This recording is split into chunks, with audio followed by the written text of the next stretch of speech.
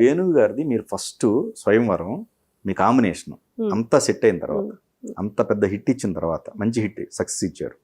మళ్ళీ అదే వేణు దగ్గర నుంచి మీకు ఒక ఆఫర్ వచ్చింది. అవునవును అవును. అది కళ్యాణ్ రాముడు సినిమా ఉంది కదా, దానికి వచ్చింది.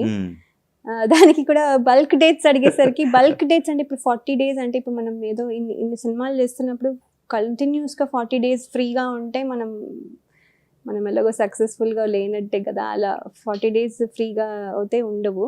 సో బల్క్ డేట్స్ అడిగేసరికి ప్రాబ్లం వచ్చింది. సో మళ్ళీ షిఫ్ట్ చేసి అడిగుంటే అయి ఉండేదేమో, అవ్వలేదు. నువ్వు లేక నేను లేను ఆబ్లిగేషన్ మీద ఒప్పుకోవాల్సి వచ్చిందా? అంటే లేదండి, ఆబ్లిగేషన్ అని కాదు. అఫ్ కోర్స్ అంటే కొన్నిసార్లు గెస్ట్ రోల్స్ చేయడం అంటే మరి ఆబ్లిగేషన్ అనుకోనా తప్పులేదు. బట్ అదేమి ఫోర్స్డ్ గా చేసిన ఆబ్లిగేషన్ ఏం కాదు. అది అంటే సురేష్ ప్రొడక్షన్స్ తో ఉన్న అనుబంధంతో ఫస్ట్ టైం సురేష్ బాబు గారే వచ్చి ప్రశాంత్ కుటీర్ అని ఉండేది, అక్కడ ఉండేవాళ్ళం. అవును, ప్రశాంత్ కుటీర్ అని ఉండేది. అక్కడ ప్రశాంత్ కుటీర్లో స్టే చేస్తున్నప్పుడు ఆయన రూమ్కి వచ్చి మరీ అడిగారు. అంటే నేను అప్పుడు ఆల్రెడీ సురేష్ ప్రొడక్షన్స్లో మల్టిపుల్ చేసున్నాను ఆల్రెడీ. సో ఆ అసోసియేషన్తో కూడా చెప్పలేకపోయాను, నువ్వు అని చెప్పలేకపోయాను. అడిగాను కూడా, ఏదైనా కొంచెం పెద్ద రోల్ ఉంటే చూడండి మరి అంటే లేదమ్మా ఇంకా వస్తే చాలా చేద్దాము, వీ విల్ డూ ఇట్ అన్నారు, కానీ ఎప్పుడు అవ్వలేదు. అదే నేను ప్రాబబ్లీ టచ్లో లేను, అందరితో నువ్వు టచ్లో ఉండాలి ఏమో, నేను తెలుసుకునేసరికి బై ద టైం లేట్ అయిపోయింది. సో టచ్లో ఉండాలి అందరినీ అంటే నేను ఆబ్లిగేషన్లో మళ్ళీ వాళ్ళని పడేయకూడదని ఎప్పుడు ఆలోచించేదాన్ని. ఇప్పుడు నన్ను చూసి వాళ్ళు అమ్మో ఈ అమ్మాయి ఫోన్ చేసిందా మళ్ళీ నన్ను క్యారెక్టర్ అడుగుతుంది అని ఫీలింగ్లో వాళ్ళు ఉండొద్దు అని నా ఫీలింగ్. నేను నిజంగా డిజర్వింగ్ అవుతే నాకు ఇస్తారు అనే ఫీలింగ్లో ఉండేదాన్ని. బట్ కానీ ఎక్కడో ఏమో చేసుంటే గుర్తు అంటే సడన్గా నేను గుర్తు రాకపోయి ఉండొచ్చు. సో నేను చేస్తే ప్రాబబ్లీ గుర్తొచ్చేదేమో. సో ఆ పిఆర్ కూడా ఇంపార్టెంట్ ఏమో అనిపిస్తుంది ఇప్పుడు, కానీ ఇప్పుడు టూ లేట్.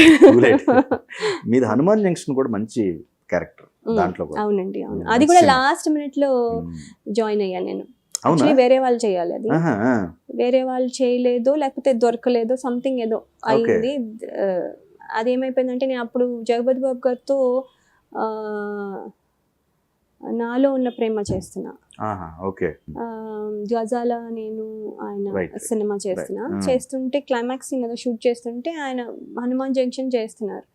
నేను ఆల్రెడీ పేపర్లో ఓపెనింగ్ పిక్చర్స్ అన్ని చూసేసా. సో ఆయన అక్కడే ఉన్నారు. ఒక ఆర్టిస్ట్ లేరు లేకపోతే లేరు అనుకుంటా, ఇంకొక హీరోయిన్ పిక్చర్ నేను చూడలేదు, లేకపోతే నాకు తెలీదు తీసుకుని ఆవిడ రాలేదా లేకపోతే ఆవిడ లేరా అప్పటికి ఇంకా తెలీదు. సో ఒక ఆర్టిస్ట్ మిస్సింగ్ ఉంటే అప్పుడు ఆయన అడిగా, ఏంటండి ఇంకొక హీరోయిన్ ఉండాలి కదా, ఎవరు చేస్తున్నారు అది, ఇంకా అనుకుంటున్నా అమ్మా ఇది అది అన్నారు. అదేంటంటే నేను ఇక్కడే ఉన్నాను మరి నా గురించి ఆలోచించలేదా అని ఫస్ట్ టైం నేను అన్నాను. ఎప్పుడు నేను అలా అడిగే టైప్ కాదు, కాకపోతే ఆ టాపిక్ అలా కాన్వర్జేషన్ వచ్చింది. అప్పుడు మేము కరెక్ట్గా అక్కడే ఉన్నాం, మేము రైల్వే స్టేషన్లో ఏదో షూట్ చేస్తున్నాము. సో ఒక ఐసోలేటెడ్ రూమ్లో ఉన్నాం, అంటే జనాలు బయటంతా జనాలు ఉంటారు కదా, సో అక్కడ ఉన్నాం. సో ఆ టైంలో నాకు దొరికింది ఛాన్స్ ఆయనతో మాట్లాడడానికి. అప్పుడు అదే టాపిక్ వచ్చింది, అప్పుడు ఆయన అడిగాను అనమాట. ఆయన అన్నారు, అవునమ్మా నాకెందుకు ఐడియా రాలేదు, నువ్వు ఉన్నావు కదా, అవును నువ్వు చేస్తావా, అదేంటంటే ఎందుకు చేయను మరి అడుగుతారంటే, ఓకే అయితే చేద్దాం అయితే నేను చెప్తాను అని చెప్పారు. That's how I entered. So అప్పుడు కూడా నాకు తెలియలేదు పిఆర్ ఇంపార్టెంట్ అని, ఎవిడెన్స్ ఉంది కదా. సో అవును, ఐ థింక్ నేను ఇబ్బంది పెడతానేమో అడిగి అనే ఫీలింగ్ లో ఉంటాను ఇప్పటికీ అలాగే ఉన్నా, మారాలనుకుంటాను కానీ ప్రతిసారి ఇబ్బంది పెడతానేమో అని అనుకుంటాను. అంటే ఈ అమ్మాయి సినిమాల కోసమే చేస్తుందేమో, మనము విష్ చేసి న్యూ ఇయర్ కి చేస్తున్నాం అనుకోండి, సడన్ గా ఎప్పుడైనా సినిమా చేస్తానంటే పర్వాలేదు, మనం డైరెక్ట్ గానే అంటే కొంచెం అలాంటి మొహమాటం, చాలా మొహమాటం. మొహమాటస్తురాల్ని కొంచెం. ఓకే ఆ మొహమాటము ప్లస్ వాళ్ళని అనవసరంగా ఇబ్బంది పెడుతున్నాము అన్న దీంట్లో ఎప్పుడు అడగలేదు. కానీ ఇప్పుడు ఐ థింక్ అడగాలేమో అని ఓకే. ఇప్పుడు ఏంటంటే నేర్చుకోవాలి. మెసేజ్లు పంపించేయండి డైలీ ఒక మనకి ఇప్పుడు నంబర్స్ ఏవి, నంబర్స్ అడగాలి, నంబర్స్ ఫస్ట్ నెంబర్స్ తెలుసుకోవాలి. ఫోన్ డైరీలు ఉంటే అవును, తీసుకోవాలి. చూద్దాం. మీ వారు డాక్టర్, Hmm. సో ఆల్మోస్ట్ మీకు ఏదో 1,000 కోట్ల ఆస్తులు, ఆ? మీరు ఇండియాకి రావటం సపరేట్ ఫ్లైట్లో వస్తారా? నేను రాను పోను? అంబానీ గారి సిస్టర్, నీకు తెలీదా? అమ్మాయి ఇప్పుడు అదే పెడతా తమ్ము. పెట్టండి, కరెక్టే కదా, 1,000 కోట్లు ఉన్నాయి నాకు. ఓకే. టాటా గారి మనవరాలు, అది కూడా పెట్టండి. Okay. వాళ్ళు ఎలా రిలేటివ్ లో డాక్టర్ పెట్టండి. అవును, నేను ఇప్పుడు నా ఓన్ ఫ్లైట్ లో వచ్చాను ఇక్కడికి. Own flight. ఓకే. ఇప్పుడు ఏంటంటే అంతేకాకుండా మీకు ఏమైనా ఇంట్రెస్ట్ ఉందో చెప్పండి, మళ్ళీ నా ఓన్ ఫ్లైట్ లో తీసుకెళ్ళి అక్కడ ఉన్న ప్రాపర్టీస్ అన్ని మీకు నా ఓన్ ఫ్లైట్ లో చూపిస్తాను. ఓకే. ఫ్లైట్ లో వెళ్ళాలి మరి. ఫ్లైట్ కిందకి దిగుద్దుగా తర్వాత ఆ, దిగకుండా పైనుంచే చూపిస్తాను. పైనుంచే చూపిస్తాం. ఇది ఇక్కడి నుంచి ఇక్కడ వరకు, అది నేను ఇక్కడి నుంచి ఇక్కడ వరకు అంటే మీరు ఇక్కడి నుంచి ఇక్కడ వరకు వేసుకుని మళ్ళీ మళ్ళీ నాకు 1,000 కోట్లు ఉన్నాయని చెప్తారు. సో అడ్వాంటేజ్ కదా నాకు. 1,000 కోట్లు ఏం లేవులేండి అంటే అట్లా ఏం లేదు, ఉంది డెఫినెట్లీ డాక్టర్ కదా. అంటే చాలా మంది మీరు చూసింది ఏదైతే ఉందో అది నా లైఫ్ లో జరగకూడదు అన్నది మాత్రం ఇప్పుడు ఖచ్చితంగా మీరు అనుకున్నది ఏదైతే ఉందో అది ఫుల్ఫిల్ చేసుకున్నారు అనుకోవాలి కదా. అంతే అండి. మీరు సైన్ చేసిన ప్రాజెక్ట్ లేవు కానీ లైఫ్ విషయంలో మాత్రం కొంచెం చాలా జాగ్రత్తగా జాగ్రత్తగా తీసుకున్నారు. అంటే మీ లైఫ్ లో కూడా సేమ్ రెమ్యునరేషన్ పరంగా ఎగ్గొట్టిన పర్సన్స్ ఉన్నారు. సాఫ్ట్ గా ఉంటాను, అర్థమైపోవాలి కదా ఈ పాటికి. మరి డబ్బింగ్ మీ చేతిలో ఒక అస్త్రం ఉందిగా డబ్బింగ్. ఓ నా డబ్బింగ్ కి అంత పవర్ ఉంటుంటే ఏముంది, సునీత గారు ఎవరో చెప్తారు, నేను చెప్పబోతే కదా. వచ్చారా? Okay okay. నా డబ్బింగ్ కి అంత పవర్ లేదు కదా ఇప్పుడు. అది సో అయినా కూడా అండి, ఒకరోజు యాక్చువల్లీ చెప్పాలంటే ఇలాగే ఎవరో ఇవ్వలేదు, నాకు గుర్తులేదు ఏ సినిమా కూడా, నిజంగా ఆనెస్ట్లీ గుర్తులేదు. చాలా మంది ఇవ్వలేదు. ఎందుకులేండి ఎందుకులేండి, అంటే ఇప్పుడు ఎవరో కలెక్ట్ చేసుకునేది లేదు కదా, చాలా మంది ఇవ్వరు కదా.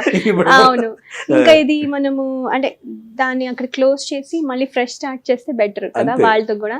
అందుకని నేను కూడా గుర్తు పెట్టుకోవాలా, నిజంగానే గుర్తులేదు. కానీ నాకు గుర్తుంది ఏంటంటే ఒక సినిమాకి ఏదో ఇవ్వలేదు, వాళ్ళు చాలా ఇబ్బంది పెడుతున్నారు, మినిమం ఇవ్వాల్సింది కూడా ఇవ్వట్లేదు. అంటే జస్ట్ బేర్లీ ఈవెన్ నా స్టాఫ్ పేమెంట్ చేయాలంటే కూడా అలా ఉండేది అన్నమాట. సో అప్పుడు ఏమైందంటే ఇంకా ఏంటంటే వాళ్ళు అందరికీ ఇస్తున్నారు, నాకు ఇవ్వట్లా.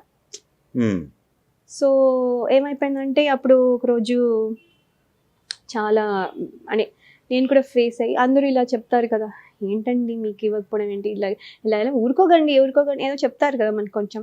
సో ఇదిలో ఒకరోజు చెప్పాను, మీరు ఇస్తేనే వస్తా షూటింగ్కి, లేకపోతే రాను. రెడీ అయిపోయా, అని చేసా, నేను వెళ్ళకపోతే మా నాన్నగారు రోజు పొద్దున్నే ఫోన్ చేస్తారు మా అమ్మకి, ఏమవుతుంది ఏంటి అని. ఒకసారి రాత్రి ఒకసారి ఏమైంది అనేది అనుకోండి, అంటే ఊర్లో లేకపోతే.